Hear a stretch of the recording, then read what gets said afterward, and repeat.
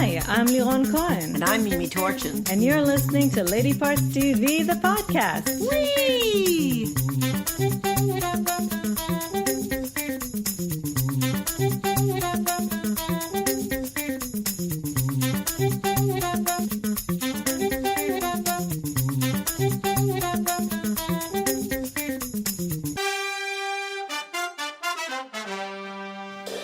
Hello, everybody. Hi.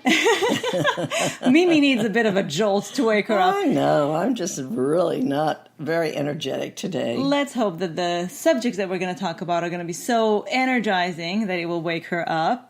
Let's start with the stats of this week. We tallied 23 shows, out of which the number of episodes that were written or co-written by women was 14, which is 61%. Yay, bad. for Yes, women writers. let's hear it. And the number of episodes directed by women, 7, which is 30%. Now, I have to say I probably watched an additional 15 shows, but I didn't do stats on them. And they were mostly shows that are done by the same people. You know, I did a lot of voice shows, horror shows, reality and The shows, Queen, The Crown. So we have a lot to talk to you about today, big subject matters. And the first is we're going to review a movie. What? Go ahead. Sorry. What? No. I'm curious now. No, I was just going to say that we were really, really looking forward to it. Yeah, we were really looking forward to this movie. It's called Finding Your Feet. It's a British movie, and you know how much we love British everything. Had great actresses, Imelda Staunton, Celia Imrie, Joanna Lumley. Well, Joanna Lumley was really more of a cameo almost. No, it's more than a cameo. Yeah, but she's underused. Yeah. And Timothy Spall, among others. But these are the names you'd know. The movie was co-written by Meg Leonard. Otherwise, it was written and directed by men. And it was about a woman starting over after she's been betrayed by her husband that she has devoted her life to. Entire life to. The problem with the movie is that the idea of it was really lovely. It was really the writing that was very mediocre. Or as you had put here, painfully mediocre. Painfully mediocre. Well, it's just that there were no new ideas under the sun. Everything it was sort of what I said was like a paint by numbers movie. It was very unoriginal, and even the dialogue was very cliched. They used all the tropes. So the actors were nevertheless. Well, the actors are wonderful. They're always wonderful. And there were moments that I really enjoyed, but I knew I was watching something subpar. Now, but it made me think about, because I was starting to think about, it's so great that there are all these movies coming out for people over 60, baby boomers, senior citizens, which is really lovely because it's a part of a population that was really ignored. Very much ignored. Yes, I think it started with the Marigold Hotel. The best exotic Marigold Hotel. And the Brits are still doing a good job with it. Mm-hmm. But Book Club is coming up next month. We're going to review that as well. Yes. But I started thinking about all these movies, Our Souls at Night, and even Grace and Frankie, The Leisure Seeker. And the thing that kind of screamed at me was everybody is white. They are all white, Where white, are all white. the older people of color? Yes. There are so many people that could have been in those movies. Both, by the way, no gay characters. Right. No gay characters at all. And in fact, there is a show now that they're talking about maybe that they're going to do... the golden gays, as I like to call them. Yeah, we were just talking about it, remember, a month ago. Right. But I think this is going to be more, from what I could tell, it's going to be more gay male rather than... well, okay, they still get credit. Yes, but we're talking about women here. That's true. So we were thinking, where are all these women? And Mimi started saying, well, maybe there aren't enough actresses of a certain age of color. And I thought, no! Well, let's make a list. Let's make a list and help you out. If anybody's listening out there. If you really wanted to, but you just didn't know who to cast for the role. So why don't you... This is just like off the top of our heads. Really, there are many, many, many others. Okay, so we can start with someone who has been in these movies as a younger woman, Angela Bassett, but she's only 59. That's okay. She's almost making the cutoff. Yes. Michelle Yeoh, 56. Shohreh Aghdashloo. Oh, I love her. I've loved her for so long. And I've never been able to pronounce her name. She's 66. Pam Grier, 68. Alfre Woodard is 65. Diane Carroll, I can't believe she's 82. She's amazing. Rita Moreno, our beloved Rita Moreno, is 86. Diana Ross, 74. Yes. Adriana Barraza, who you would probably remember from Babel and other movies. She is 62. Felicia Rashad, the great. Royalty. 70. Debbie Allen, her sister? Yes, I believe Really? so. Yeah, I didn't know believe that. they're sisters. They yes. do look alike.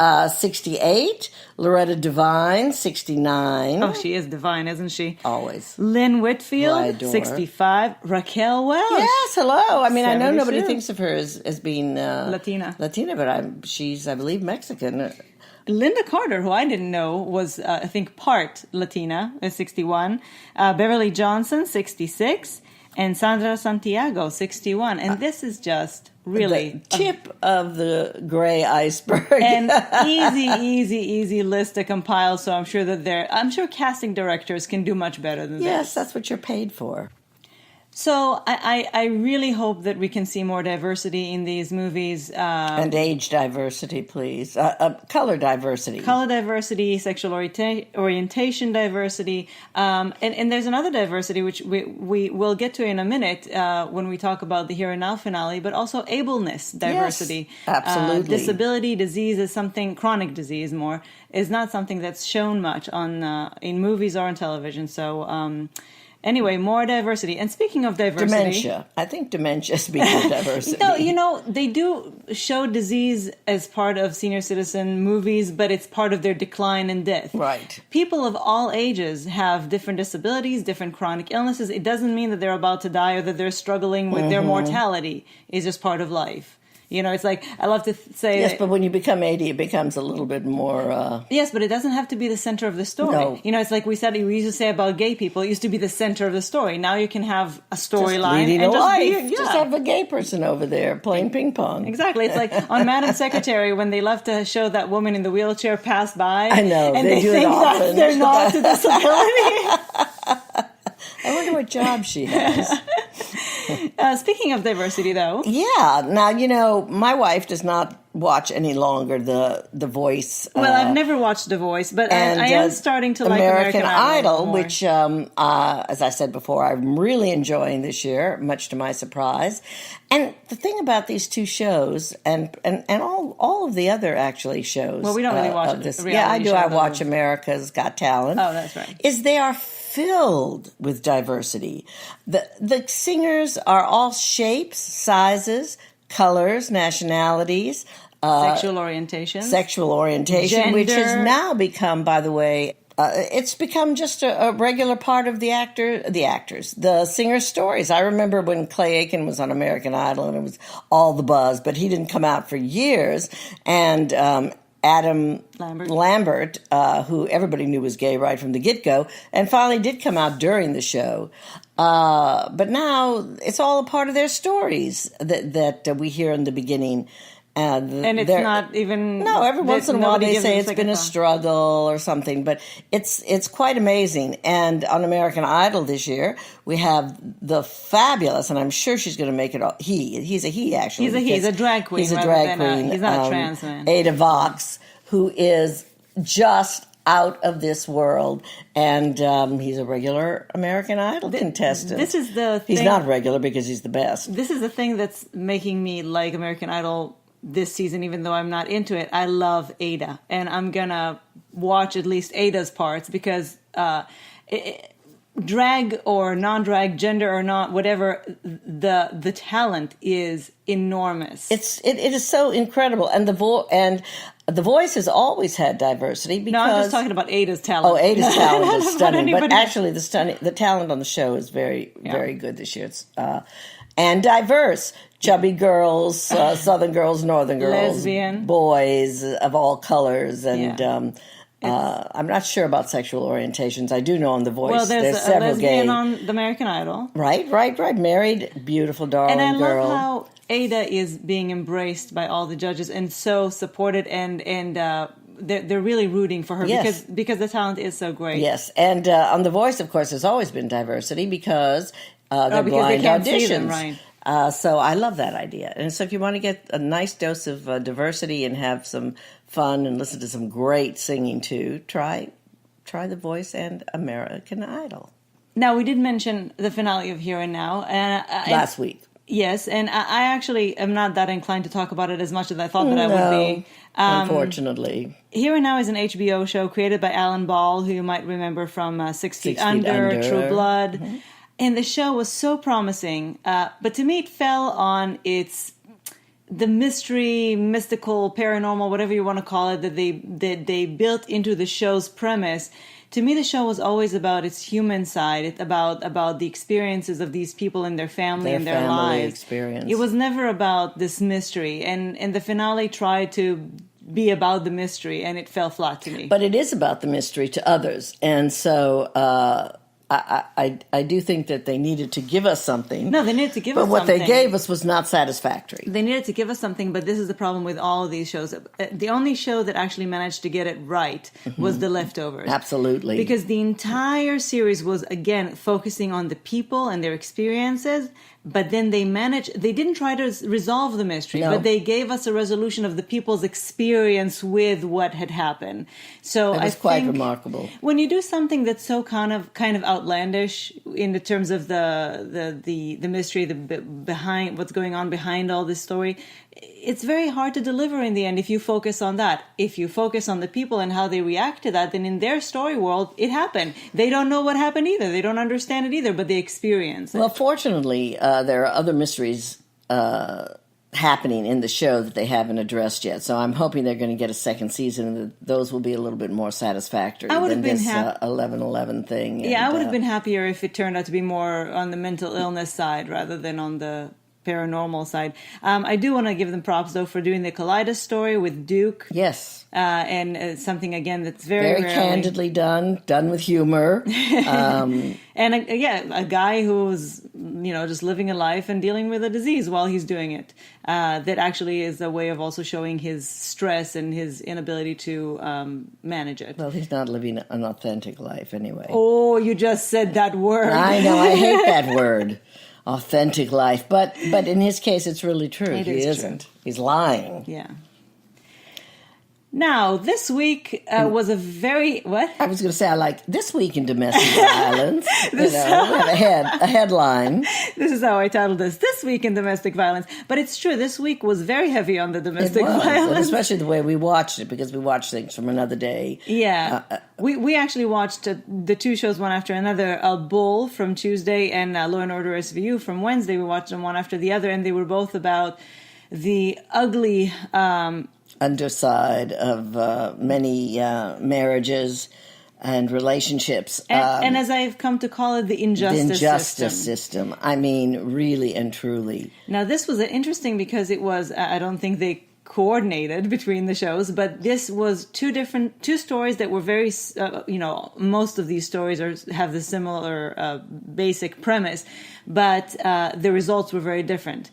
Even though they were both tragic in their own ways. One ended on a more positive note, yes. Kind of an idealized version of how it could go, and one ended on a very tragic note. I think the truer way of how it more often goes. Yes. And it's just so enraging that the system fails these women so much. Over and over and over and over again. And they don't seem to have become enlightened in any way over the years. I mean, yes, I think there's more credence given to women. But there's no recourse. No. I mean, also something has to happen to you before the police will actually pay attention to you. Late. And by the time something happens to you that they can see, it's too late. Or the women are afraid to report it. Yes, and they're when afraid they do, to leave. they say, well, I don't see police records of this. I don't see medical records of this. And they've been isolated. They've been fear. Isolated by their husbands, so they have a very small world of people who know what's going on. And I remember reading once something about people always say, "Well, why didn't she leave him?" And people don't realize that the majority of women who try to leave end up being hurt even more or just dead. Yes, because these men find them. Yes. They don't even want them, and they find them. Sometimes it's not as easy as it sounds. It's power. Oh, no, it isn't. Now, this week in SVU also brought back an old favorite, Alex the glasses. Cabot. I believe she's nicknamed the Glasses of Justice, Stephanie March. Yes. And we're not going to spoil it for you if you haven't seen it yet, but she ends up on the other side of the equation from Olivia Benson. The justice system. Still fighting for her victims, but Absolutely. in a different way. Having been jaded by the system, and she and Olivia have to figure out if they can work side together. by side. Mm-hmm. And it's very interesting. I would be really interested to see if she would come back sometime, and if this continues as a through line at some point. I think it would be hard for them to keep that up, but I would like to see it. Yeah, I think it's a very good point that they're making. Mm-hmm. It's a very good episode, people. If you haven't seen it, not that I think you need convincing. It's disturbing. Now, this is also segueing to this very, very important documentary that we saw last week, which is called I Am Evidence. It was really remarkable. I wanted to see it because I felt I needed to see it. I had no expectations of being as impressed by it as I was. Well, this was produced by Mariska Hargitay of Law & Order SVU, but I'm really impressed by the fact that she really took a back seat on this movie. It's very easy for stars to want to put themselves in the middle, but she gave the stage to the true heroes. I mean, she lent her celebrity a little bit here and there, but mostly showing in bringing up points about what we were going to see or learn. I think she used her celebrity to push the objective ahead and to get people to listen, but really she wanted them to know these women, the survivors. Have them speak for themselves. And Kim Worthy, who is truly a hero. A hero. These tireless women who just... Kim Worthy is a prosecutor.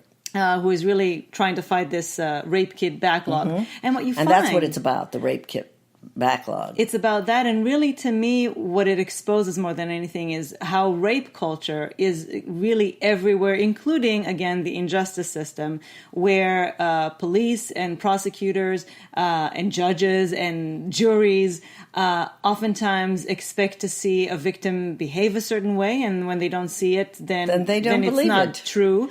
If whether it's the color of a woman's skin, her profession, her socioeconomic status, the way she dresses, right? Where she was raped, including if she's had a drink, if she was raped by a person she knows. Apparently, they don't think that's rape. There must be consent. There are many places who. Many cities Reports. and police departments that believe the only true, real rape is stranger rape. Which is very much the minority exactly. of rape cases. Most of the time, women are raped by people that they know. And also the true misogyny of it's so men awful. and police forces really shines through in this. Which they even write in the reports, referring to women as victims as hoes and bitches, which means that they're not afraid of putting it in a report. They're not afraid respect. they're not afraid of their colleagues seeing it, because obviously it's the office joke. Also, what this movie was very importantly revealing was that when you do test these kits, which they've done as part of the investigation, yes, they've actually tested quite a few of them. Not that there aren't thousands and thousands and thousands left to go. You find that most rapists are serial rapists. What it means just like is pedophiles. Yeah, what it means is that not all men are rapists, but the ones who are will do it again and again. And you see tragically how if someone had paid attention to a rape victim early, 11 years pass or something, they would have probably, for sure have prevented at least two rapes, sometimes three, sometimes more, because we don't know. We don't know who all the victims are. So many go unreported. Who knows how many women he's killed, and it's just awful. And it's a very important movie to watch. And I think also it's a movie that really shows that rape culture needs to be. It's not only the back end of it that needs to be improved, where you're dealing and helping the survivors. It's the front end when we teach our boys to respect women, what kind of movies we show them, what kind of games do they play. It's all about really rape culture. And I think all police departments should have sensitivity courses. At the very least, sensitivity courses. At the very least. The movie, by the way, was directed by Trish Adlisic and Geeta Gandhir. I'm so sorry if I mispronounced those names. Oh, and we forgot to mention that the movie was, we thought, brilliantly edited. Oh, it was they very must have hard. had hours and hours and hours of material. And they really did synthesize it down to about an hour and 25 minutes or so. That had a story, a through line. A through line. It was really, I thought, brilliantly done. Now, finally, Da, da, da, da, da. let's end on a gay note. A couple of weeks ago, we were talking about how much we love that when we start watching a new Shonda show, it's not about, oh, I hope there's a gay there. Person. It's more like, oh, yay, I can't wait to find out who the gay character is going to be. And I have to say, I called it. You called it right from the get-go. I mean, I just didn't find her, I don't find her to be that interesting as a sexual character. Though she might surprise Although you. She's one of my she's changed in leaps and bounds in my eyes as far as the depth of her personality. But Kate Littlejohn, played by Susanna Flood, wonderfully, has always been sort of my favorite character. But she's so just OCD, and her dry wit I adore. But she doesn't show much emotion until she meets the right girl. Until Caitlin Stacey, who plays ATF agent Anya Ooms. And by the way, you Aussies might know her because she's an Australian actress who played Rachel Kinski on Neighbours for quite a few years. I'm so glad we had to look up her name because every time she would say her name, this is officer or whatever, agent Ooms. What? Anya Ooms. Anya Ooms. Now, she's quite adorable, by the way. She is. She's very charming, and she persisted. Nevertheless. Even though she had to, but not too hard. She really didn't have to work too hard. Little openings for her to come through. I have a very, very straight friend from the tips of her toes to the top of her head. And she said, sort of after their first little interaction, wait a minute. What she also said, possible? Though. And she said that when they finally got together, that she found it a turn on. That is a big compliment. Absolutely. She has really been always my favorite character because she is very unique and very interesting and very different and quirky and original. Extremely. And I really like this combination. And yes, they have a spark. Either you got it or you don't got it. No matter how much you try to push it. It has to be there, and it was there right away. So you see, when you ask, couldn't they find an American to play that role? Maybe they didn't just have the click with anybody else. I mean, she's awfully cute, and charming. But I'm sure there are a lot of American actresses who are cute and charming of that age group who are making very little money every year as a member of SAG. Now, I don't know if she's a bisexual or if she's just up until now hasn't even had the chance to let herself find out. The interest. Because she's been so devoted and dedicated to her work and studies and everything. And this, of course, starts off as part of work, although it's a departure for her. Yes, and she ended up being kind of the aggressor. Yes. So that was great. And she's very kick-ass. And when we're starting to find out things about her because she's very closed off. We don't know much about her. Anyway, For the People is a really, really good show. Excellent show. It's one lovely cast. But if you needed a really good reason to watch it, now there's a lesbian. Well, that's a good enough reason to watch almost anything. At least once.